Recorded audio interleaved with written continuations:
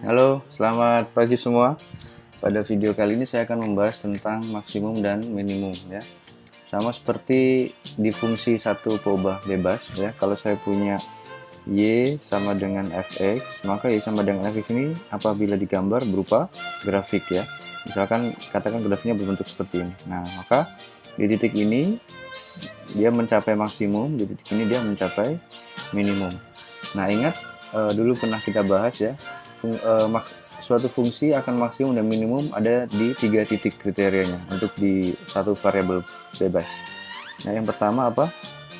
Yang pertama di titik stasioner, stasioner. Nah, kemudian yang kedua di titik batas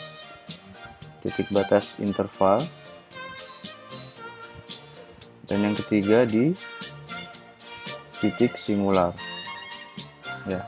Titik stasioner ini apa? Titik stasioner ini ketika y aksen sama dengan 0 ya. Nah, jadi ketika y aksen sama dengan 0 berarti gradiennya sama dengan 0. Nah, maka di sini akan terjadi, ini kan stasioner ya, ini titik stasioner. Nah, pada di titik ini y aksennya sama dengan 0. Y aksen itu mencerminkan kemiringan garis singgung. Jadi kemiringannya 0 kan, garis singgungnya ini kemiringannya 0 ya. Nah, di titik batas interval, jadi kalau intervalnya terdefinisi di sini sampai sini ya, berarti kita harus cek di ujung-ujung intervalnya.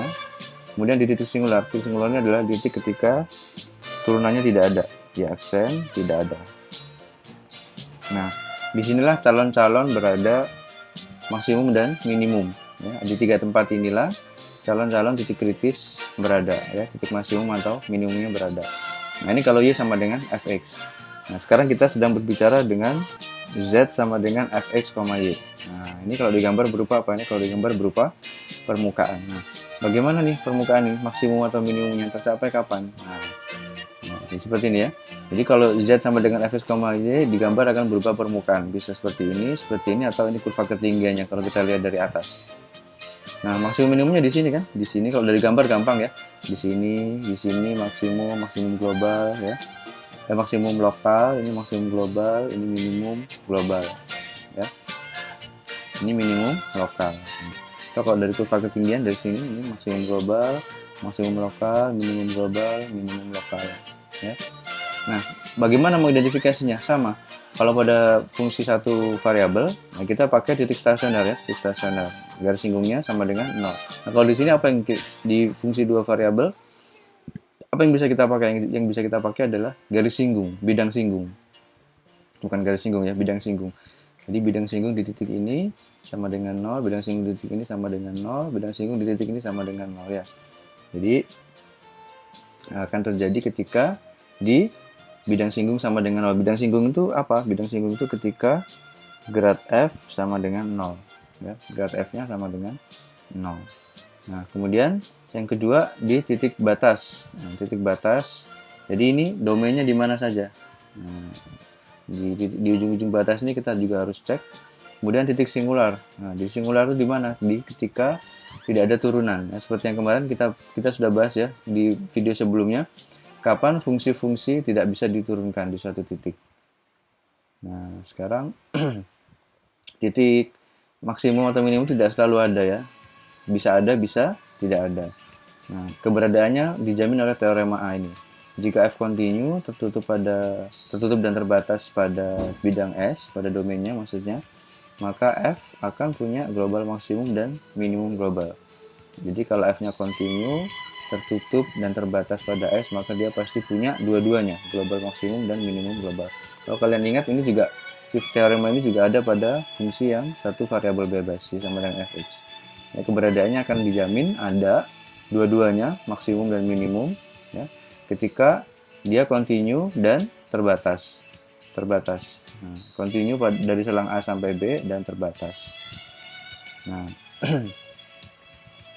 kemudian ini yang sudah saya bahas tadi ya, di mana keberadaannya di titik batasnya, di titik stasioner, dan di titik singular. Sama ya. Nah, sekarang kita coba di contoh 1. Tentukan maksimum lokal atau minimum lokal dari, jadi nggak tahu ini maksimum atau minimum. Nah, fungsi fx, y yang seperti ini. Nah, kita nggak tahu ini punya maksimum atau punya minimum. Ya. Nah, jadi bagaimana ngeceknya? Coba kita kerjakan. Misalkan contoh 1 ya. F x, y sama dengan x kuadrat min 2x ditambah y kuadrat per 4. Nah, tadi calon titik kritisnya ada di mana? Di 3 tempat ya, di stasioner, di titik batas, dan titik singular. Di titik batas bisa kita cek, nggak bisa karena domainnya, ini domain F-nya apa? Semua bilangan real bisa ya, semua X dan Y bisa dimasukkan. Jadi karena tidak terbatas, jadi kita tidak bisa cek ujung-ujung batasnya. Ya. Jadi yang syarat nomor 2 kita nggak bisa cek. Yang bisa kita cek berarti di stasioner. Stasionernya kapan terjadi? Ketika grad F sama dengan 0. Nah, grad F itu apa? Grad F sama dengan 0. Grad F itu adalah ketika Fx, Fy sama dengan 0. 0 di sini berarti maksudnya vektor 0 ya. Oke, nah sekarang Fx-nya siapa? Fx-nya berarti di sini turunkan terhadap X adalah 2X min 2, kalau turunkan terhadap Y berarti setengah Y sama dengan 0,0. Nah, dari sini kita punya berarti 2x min 2 sama dengan 0, 2x sama dengan 2, berarti x sama dengan 1. Kemudian kita punya setengah y sama dengan 0, berarti y sama dengan 0. Nah, jadi artinya ketika x sama dengan 1 dan y sama dengan 0, di situ adalah titik kritis atau titik stasioner. Tapi kita belum tahu apakah dia maksimal atau minimal. Kita belum tahu apakah dia maksimal yang di sini atau yang di sini. Nah, ya.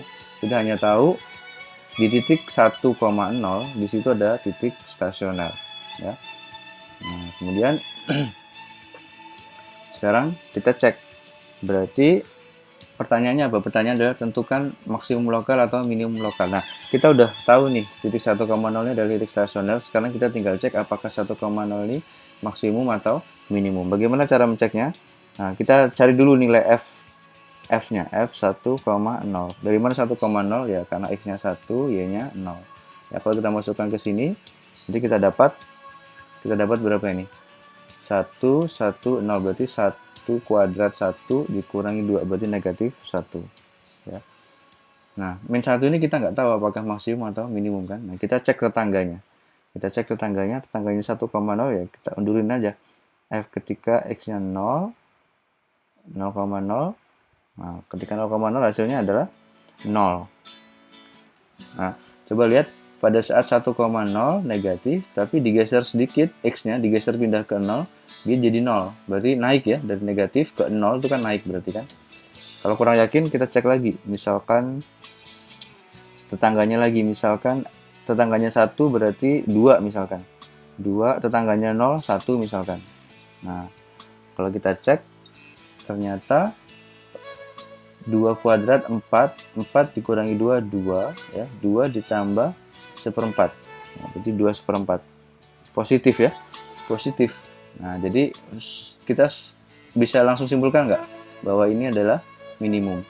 Kenapa? Karena kita cek tetangganya X 1 itu 0, Y-nya kita tidak rubah tetap 0, dia udah naik ya. Terus tetangganya 1 kita ganti 2 dari sebelah kanannya 1, tetangganya 0 kita ganti 1, dia juga positif naik. Jadi ini cuma negatif kan, yang di 1,0 ini negatif. Nah, jadi kesimpulannya ini adalah titik minimum lokal ya. Nah, sekarang kebayang ya maksudnya ya. Jadi kalau saya gambarkan XY-nya saja, bidang XY-nya, ini X, ini Y, pada saat 1,0 berarti X-nya 1, Y-nya 0 di sini. Z-nya itu ada di bawah ya. Kok tahu? Ya, karena ini min 1. Ya, min 1. Nah, terus pada saat di 0,0, Z-nya naik jadi 0. Meskipun 0 ya, tapi kan dari min 1 ke 0 itu naik. Ya. Pada saat di 2,1 di sini, misalkan ini 2, ini 1, Z-nya juga positif, 21/4. Atau kalau saya gambarkan lagi sumbu X, Y, Z-nya, ini X, ini Y, ini Z. Nah, pada saat 1,0 X-nya 1, Y-nya 0, berarti di sini ya. Z-nya itu di bawah. Nah, di sini. Nah, negatif ya. Pada saat min 1,0 Z-nya di bawah. Terus pada saat 0,0, di sini Z-nya 0. Nah, di sini juga titiknya. Nah, pada saat 2,1, X-nya 2, Y-nya 1. Nah, dia 2/1/4 di atas. Jadi di atas. Nah, di sini. Jadi yang paling bawah kan cuma ini ya. Nah, kapan ini? Pada saat 1,0. Nah, jadi ini adalah lokal, minimum lokal. Minimum. Nah, sekarang kita ke contoh 2. Tentukan lokal maksimum atau minimum dari fx, y yang seperti itu. Ya, kita punya fx, y sama dengan min x kuadrat per a kuadrat ditambah y kuadrat per b kuadrat ya. Nah, ini domainnya nggak diberitahu ya, berarti kita nggak bisa cek batasnya. Kita langsung cek. Kenapa? Karena terdefinisi di semua x. Jadi kita hanya bisa cek menggunakan stasionernya. Ketika grad f sama dengan 0, berarti fx, fy sama dengan 0,0. Fx-nya adalah min 2x per a kuadrat, 2y per b kuadrat sama dengan 0,0. Nah, kemudian ini berarti min 2x per a kuadrat sama dengan 0, 2y per b kuadrat sama dengan 0, akibatnya min 2x sama dengan 0, x sama dengan 0, 2y sama dengan 0, y sama dengan 0. Jadi stasionernya ketika di 0,0. Nah, di 0,0. Cuman kita belum tahu apakah 0,0 ini maksimum atau minimum ya. Kita cek lagi pakai ketetanggaan tadi ya. Misalkan kita gambar. Nah, ini sumbu X, sumbu Y, sumbu Z. Nah, kita tahu di 0,0 nya adalah stasionernya ya, stasionernya. Nah, kalau kita masukkan F0,0, itu adalah 0. Berarti hasilnya memang di sini.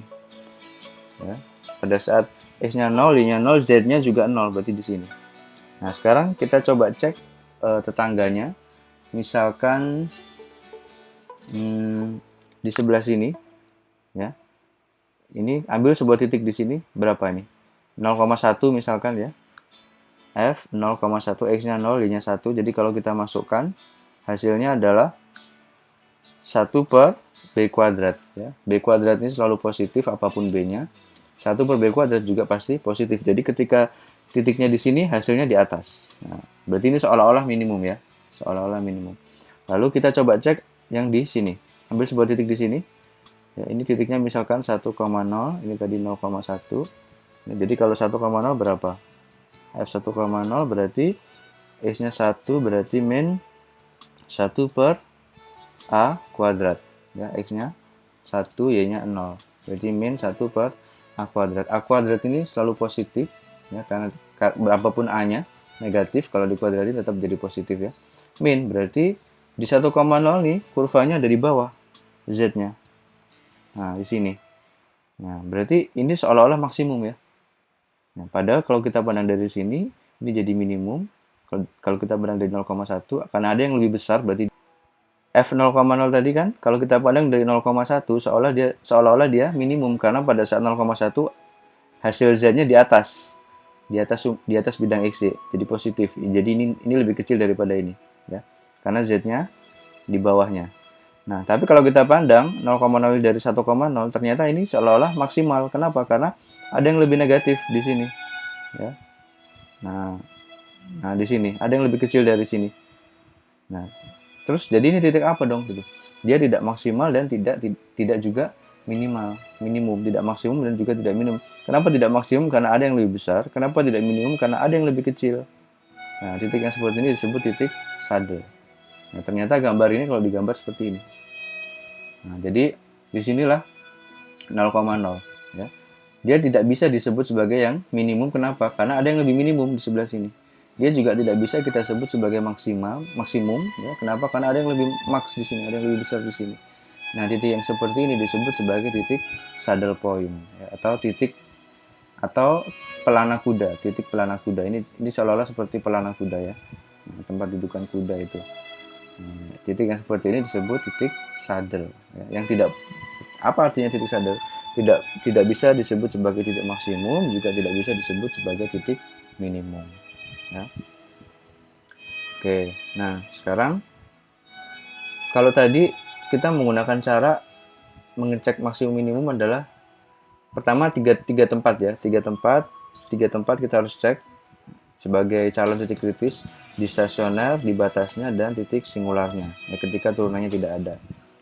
Nah, terus untuk mengidentifikasi setelah ketemu titiknya, kita baru tahu letaknya kan, tapi kita tidak tahu apakah titik itu maksimum atau minimum. Yang kita cek gimana? Kita gunakan apa? Kita gunakan tetangganya kan. Kalau tetangganya lebih tinggi, berarti dia minimum. Kalau tetangganya lebih minim dari dia, berarti dia maksimum gitu. Nah, kurang efisien ya. Sekarang ada teorema nih, ada teorema C. Tanpa perlu lagi mengecek tetangganya seperti ini tadi. Kita cek tetangganya 0,0, 2,1. Tetangganya 1,0 ini 0,0, 2,1. Kita cek, baru kita simpulkan, oh ini minimum gitu. Karena tetangganya maksimum. Terus yang contoh berikutnya juga sama. Kita cek 0,0 ini 0, terus kita cek 0,1 ini ternyata maksimum, berarti ini seolah-olah minimum. Kita cek 1,0 ini minimum, negatif, lebih kecil, jadi seolah-olah ini maksimum. Jadi kita mengecek tetangganya kan.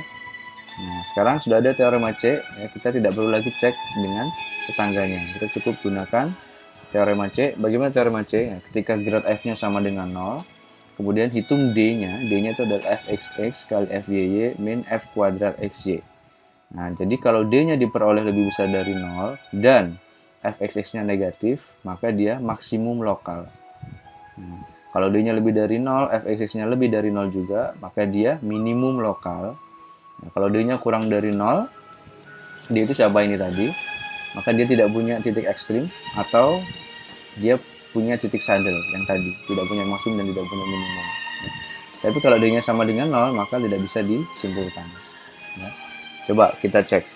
Sekarang dengan contoh yang tadi, ya, ini kita tadi sudah punya F1,0, ya, F1,0 itu minimum tadi berdasarkan cek tetangganya. Nah, sekarang kita coba gunakan ini, ya. Kita cek D-nya berapa. D-nya sama dengan rumusnya apa? fxx. Ya, kita udah punya fx-nya 2x min 2. Karena fxx sudah diturunkan 2 kali, ini udah diturunkan sekali, berarti kita turunkan lagi, jadi tinggal 2 dikali fyy. Fyy berarti kita sudah turunkan y 2 kali, kita sudah punya turunannya sekali, ini diturunkan lagi sekali, berarti 2 kali setengah, ya. Kemudian dikurangi fxy, dikurangi fxy kuadrat itu turunkan x kali, turunkan y sekali, baru dikuadratkan. Turunkan x kali sudah ini. Kemudian ini diturunkan terhadap y, hasilnya 0, 0 kuadrat 0. Berarti sama dengan 1 kurang 0 sama dengan 1. Nah, berarti kita punya D-nya lebih dari 0, ya. D-nya lebih dari 0, berarti masuk kalau nggak 1 atau 2. Nah, sekarang kita tinggal cek fxx-nya. Fxx-nya tadi siapa?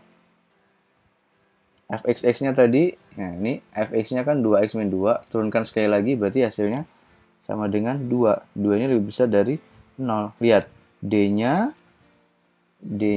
lebih dari 0, fxx-nya lebih dari 0. Masuk yang mana?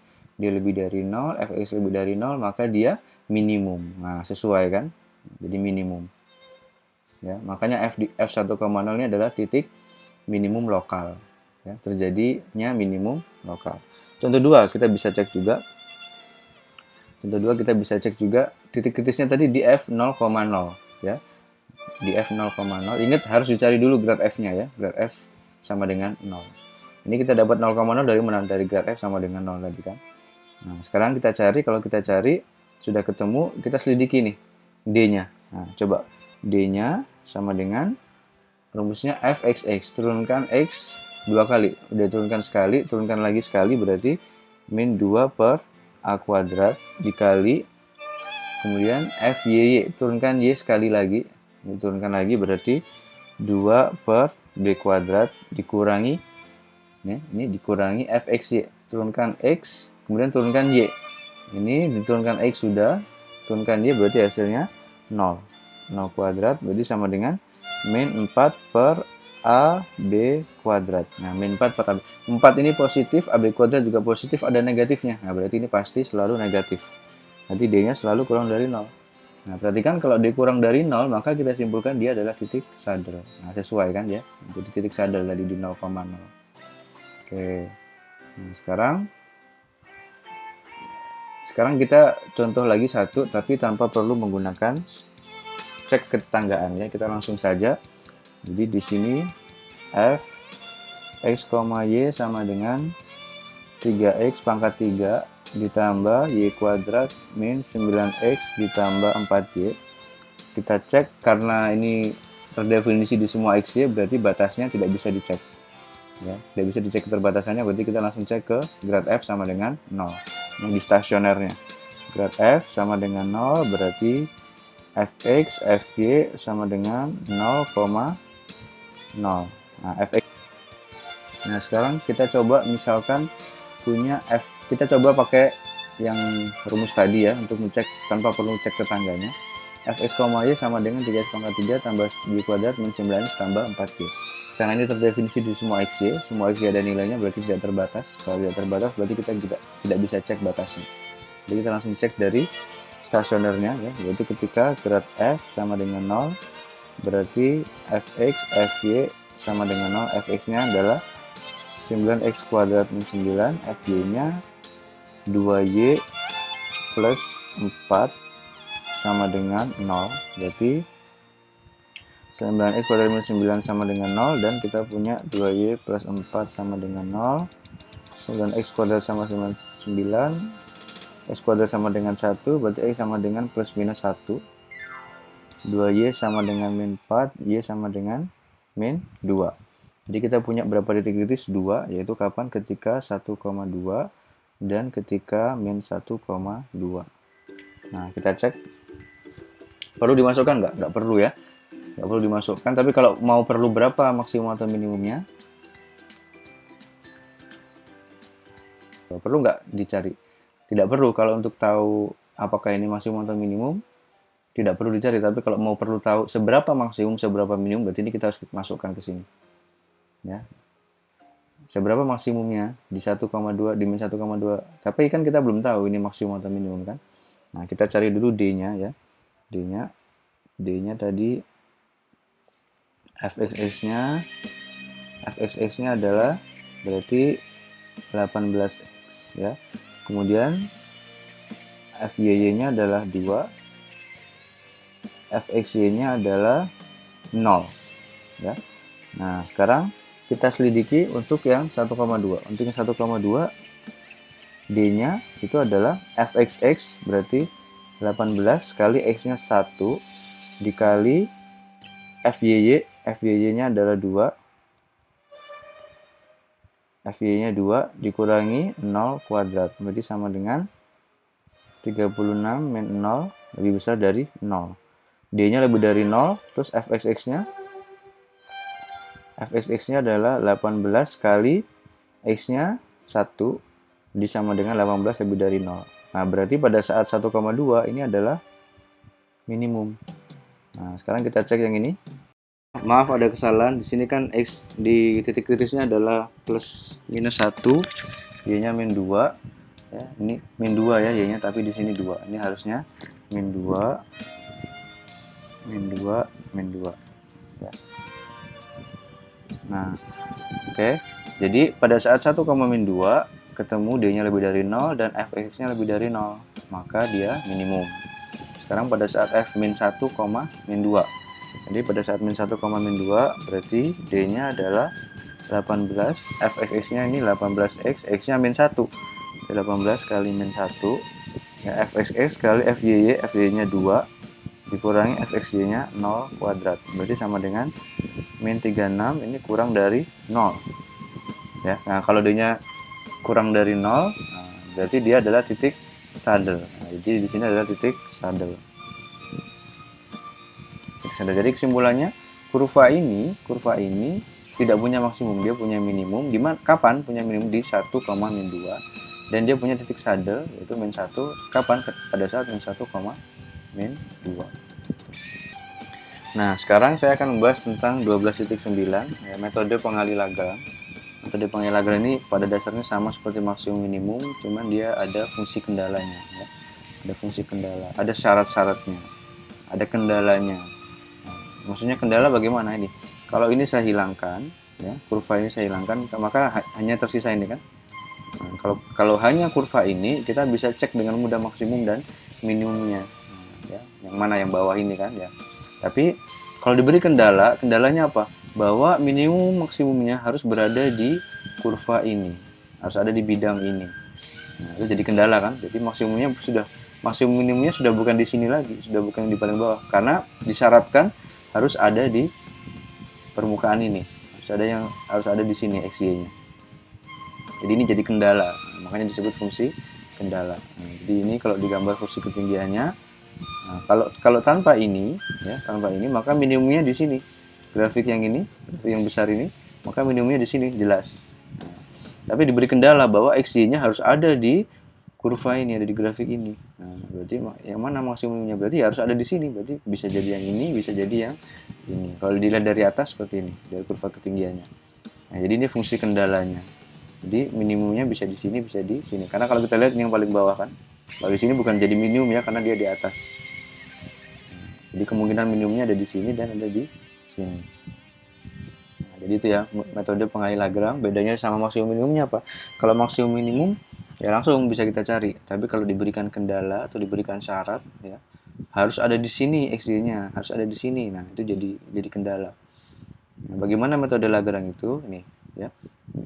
Misalkan maksimumkan atau minimumkan FP ya, dengan kendala atau dengan constraint GP sama dengan 0. Perhatikan ada perbedaan FP dan GP. Apa bedanya? Kalau FP ya sudah FP aja, kalau GP ada sama dengan 0.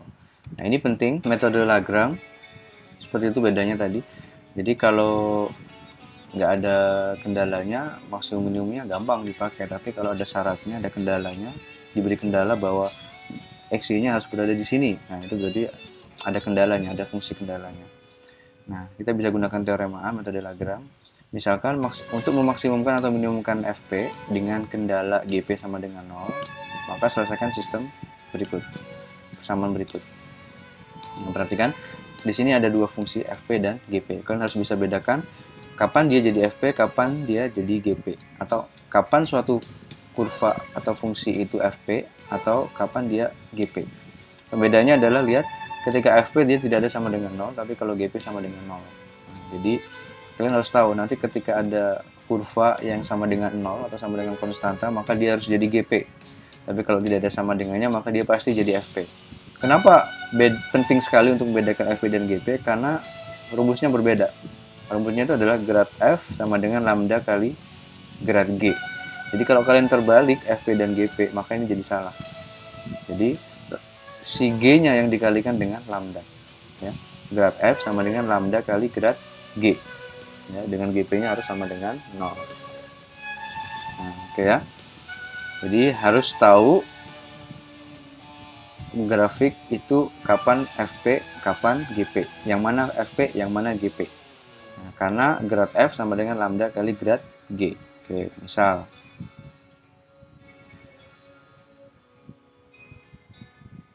misalkan nih contoh 1 kita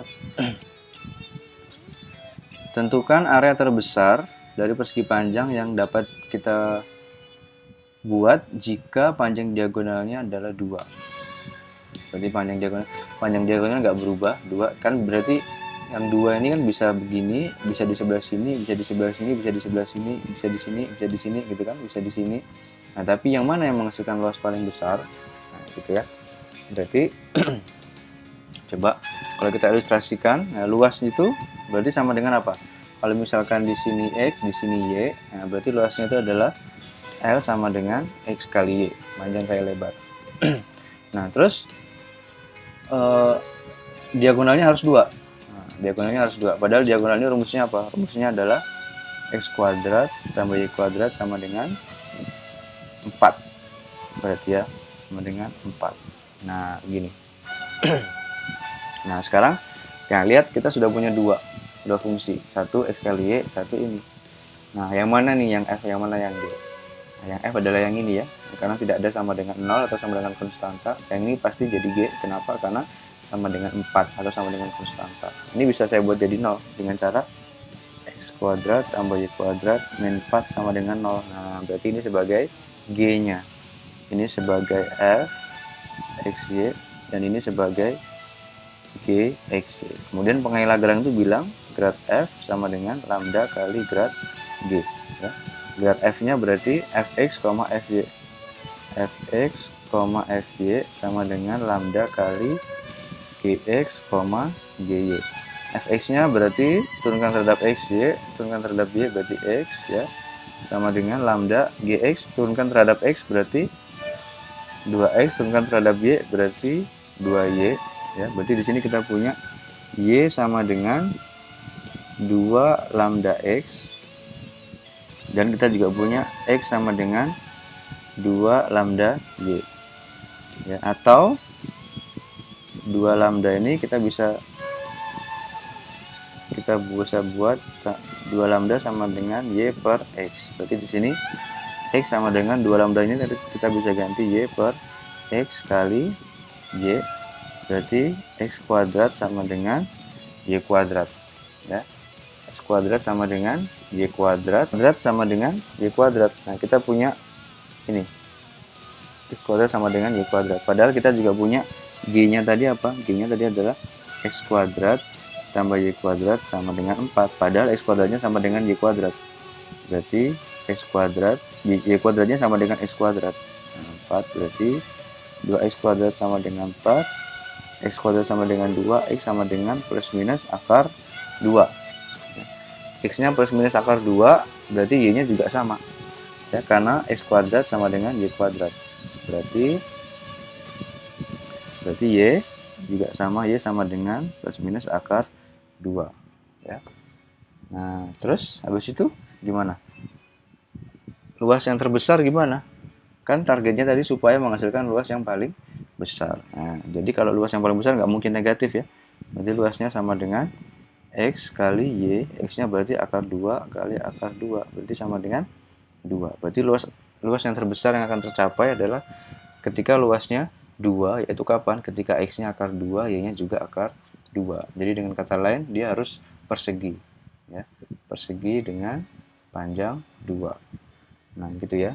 Itu aplikasinya. Nah, sekarang jadi harus tahu ya, harus bisa membedakan yang mana F, yang mana G. Karena di soal tidak diberitahu itu F atau G. Nah, kita yang harus tahu G itu adalah ketika dia sama dengan konstanta, sama dengan 4, sama dengan 0, sama dengan yang lain. Ya. Oke, kemudian kita ke contoh 2 ya. Contoh 2, misalkan gunakan metode Lagrange untuk mencari maksimum minimum kurva ini pada elips ini. Nah ya, jadi kalau nggak pakai ini kan maksimum minimum gampang ya, pakai yang tadi ya, pakai D tadi. D lebih dari 0, Fx lebih dari 0 berarti dia minimum, D lebih dari 0, Fx kurang dari 0 berarti dia maksimum, D kurang dari 0 berarti dia titik saddle gitu ya. Kalau dia sama dengan 0 nggak bisa disimpulkan. Nah sekarang karena diberikan kendala bahwa maksimum minimum kurva ini tapi harus ada di elips ini. Nah, berarti ini jadi kendalanya. Ya, oke, berarti udah jelas karena ini sama dengan konstanta, berarti ini yang jadi G. Jadi ini yang jadi G. Jadi kita tulis Fx, Y sama dengan Y kuadrat min X kuadrat, kemudian Gx, Y-nya sama dengan X kuadrat per 4 ditambah Y kuadrat min 1 sama dengan 0. Nah, langsung saya rubah sama dengan 0 ya. Nah, terus pengai Lagrange tadi bilang grad F sama dengan lambda kali grad G. Berarti Fx, Fy sama dengan lambda kali Gx, Gy. Nah, Fx-nya diturunkan terhadap X berarti min 2X, 2Y, lambda. Gx-nya berarti setengah X ditambah Gy-nya berarti 2Y. Di sini kita punya 2X sama dengan lambda kali setengah X, dan kita juga punya 2Y sama dengan 2 lambda Y, atau Y sama dengan lambda y ya. Di sini kita juga punya berarti min 4x sama dengan lambda kali x ya. Berarti di sini lambda sama dengan 1 ya. Berarti di sini min 4x sama dengan lambdanya 1 berarti x ya. 1, maka kalau kita masukkan ke sini maka ini hasilnya adalah min 4x berarti 0 sama dengan 5x berarti x sama dengan 0 ya. Ketika x sama dengan 0 berarti dimasukkan y nya